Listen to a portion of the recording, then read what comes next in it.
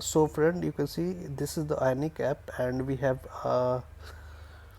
input box to enter multiple email IDs. We can enter one email ID, we can enter multiple email ID, but multiple email ID would be comma separated. So, and after entering email ID, we can click on send mail. So let's so you can see we have the email ID here. We have right now we have 3 email ID placed here. All 3 are comma separated. So now let's click on send mail button. So you can see we have the option to select the app through which we can send the email. So let's select the Gmail for now.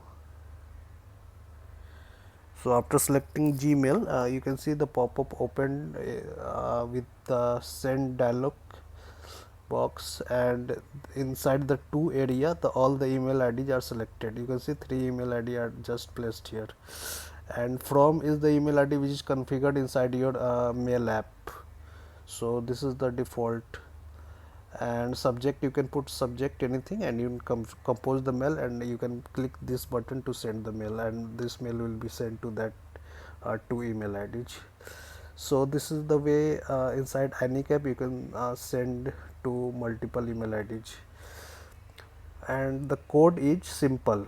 So you can see we have the send mail function inside the ionic app, and we declared a URL with the mail to. The starting part is mail to with colon, and this emails is just the ng model of that input box. Means we just if the email ID is 1, that email ID is just combined with mail to part. So if there are multiple email ID, commas multiple email ID, make sure that those email ID is comma separated, and that will be combined with the mail to text. So this URL is just a combination of mail to and the email IDs which we enter inside the input box.